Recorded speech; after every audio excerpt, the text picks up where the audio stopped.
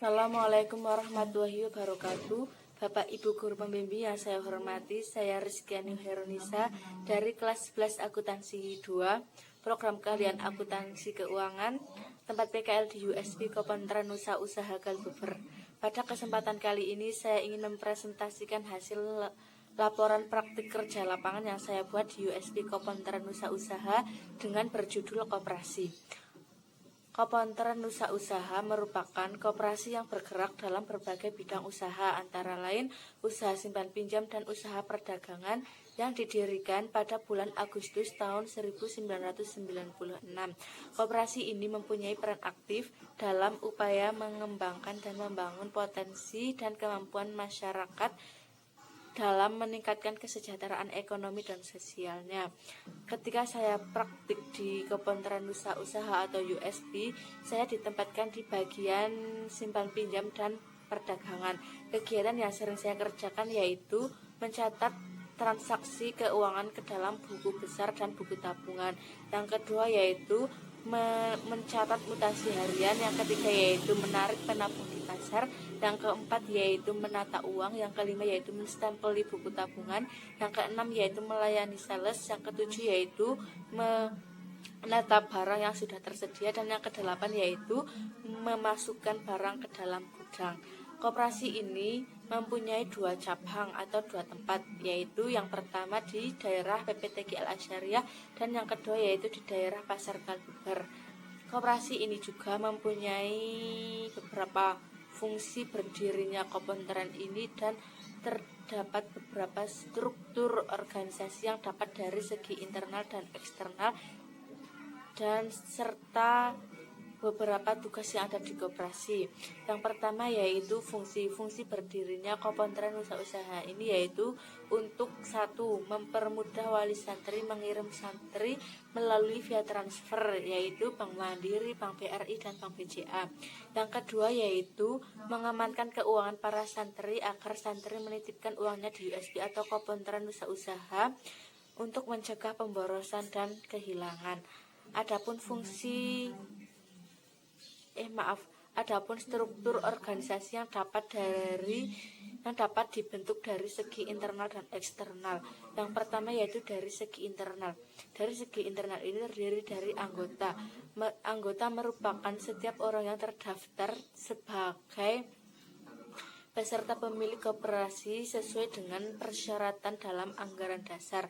Yang kedua yaitu rapat anggota. Rapat anggota merupakan pemegang kekuasaan tertinggi dalam organisasi koperasi.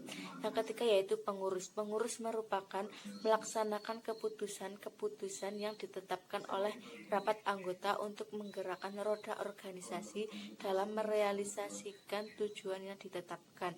Yang keempat yaitu pengawas. Pengawas merupakan melaksanakan pengawasan atas pekerjaan pengawasannya. Yang kelima yaitu pengelola. Pengelola merupakan pelaksanaan harian kegiatan koperasi yang diangkat oleh pengurus koperasi atas persetujuan rapat anggota. Yang kedua yaitu dari segi eksternal. Dari segi eksternal ini terdiri dari koperasi induk. Koperasi induk merupakan gabungan dari paling sedikit 3 koperasi gabungan yang berkedudukan di ibu kota negara. Yang kedua yaitu koperasi gabungan. Koperasi gabungan merupakan gabungan dari paling sedikit 3 koperasi pusat dan berkedudukan di ibu kota provinsi. Yang ketiga yaitu koperasi pusat. Koperasi pusat merupakan gabungan dari paling sedikit 4 koperasi primer yang berkedudukan di ibu kota kabupaten. Yang kelima yaitu koperasi primer. Koperasi primer merupakan koperasi yang berkumpulan dari paling sedikit 20 orang yang bergabung dengan tujuan yang sama.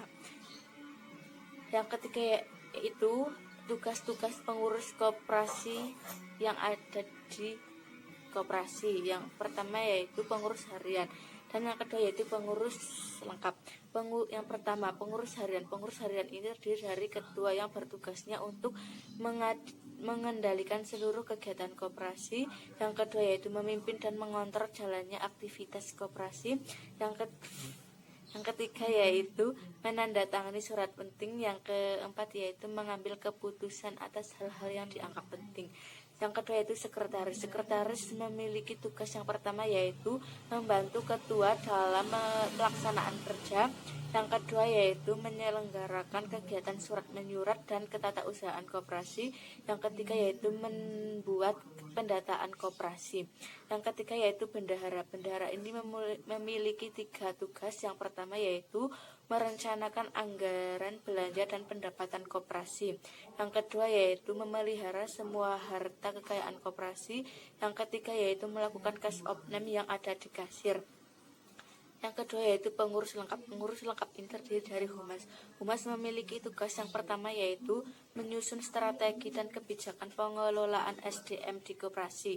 Yang kedua yaitu mengkoordinasi dan mengontrol dan pelaksanaan program pelatihan dan pembangunan untuk memastikan tercapainya target tingkat kemampuan setiap karyawan.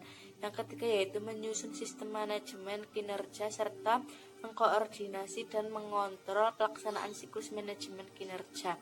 Yang kedua yaitu administrasi. Administrasi memiliki tugas yang pertama yaitu mengatur surat menyurat yang ada di koperasi. Yang kedua yaitu mempersiapkan rapat-rapat koperasi.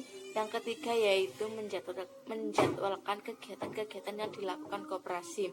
Yang ketiga yaitu akuntan. Akuntan memiliki 2 tugas dan pertanggungjawaban, yaitu yang pertama bertanggung jawab dalam pencatatan penerimaan kas dan pengeluaran kas. Yang kedua yaitu bertanggung jawab atas rekonsiliasi bank. Yang keempat, kasir. Kasir memiliki 3 tugas dan tanggung jawabnya. Yang pertama yaitu bertanggung jawab atas dana kas kecil. Yang kedua itu bertanggung jawab atas keluar masuknya uang. Yang ketiga itu bertanggung jawab membuat laporan harian. Yang terakhir yaitu koperasi bergerak dalam bidang produk simpanan. Yang pertama yaitu pinjaman komersial. Pinjaman komersial adalah pinjaman yang diberikan kepada perusahaan, pedagang atau pegawai yang digunakan untuk modal kerja atau modal usaha dengan jaminan barang bergerak atau barang tidak bergerak. Yang kedua yaitu pinjaman konsumtif. Pinjaman konsumtif adalah pinjaman yang diberikan khusus kepada karyawan koperasi, pondok, pesantren, kontren usaha dengan jaminan penghasilan dan personal garansi pengelola.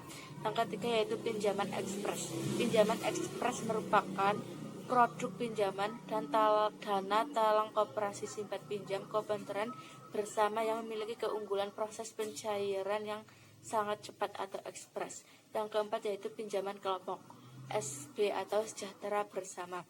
Pinjaman kelompok sejahtera bersama adalah pinjaman yang diberikan kepada anggota kelompok wanita produktif atau memiliki usaha sendiri seperti pedagang sayuran, pedagang makanan, dan industri rumahan dengan jaminan alat-alat rumah tangga dan elektronik yang memiliki nilai jual. Yang kelima yaitu pinjaman mikro. Pinjaman mikro adalah pinjaman yang diberikan kepada pengusaha, pedagang, atau pegawai yang digunakan untuk modal kerja atau modal usaha dengan jaminan benda bergerak atau tidak bergerak. Yang keenam yaitu pinjaman pendidikan sejahtera. Pinjaman pendidikan sejahtera adalah pinjaman yang diberikan kepada orang yang mengelola lembaga pendidikan atau pondok pesantren dengan tujuan pinjaman untuk pengadaan atau penambah sarana dan prasarana dalam rangka pengembangan pendidikan dengan jaminan barang bergerak dan tidak bergerak. Adapun jadwal jam masuk kerja. Dalam koperasi ini jadwal jam masuk kerja pada hari Senin sampai Kamis yaitu masuknya jam 8, kemudian istirahatnya jam 12 dan pulangnya ke jam 3 sore setelah selesai merekap keuangan. Jumat dan Sabtu yaitu berangkatnya jam 8 dan Jumat yaitu berangkatnya jam 8, sedangkan Sabtu berangkatnya jam 9 pagi, kemudian pulangnya yaitu sama-sama jam 2 sore setelah selesai merekap keuangan. Sekian presentasi dari saya. Jika ada kesalahan maupun kekurangan saya minta maaf. Wassalamualaikum.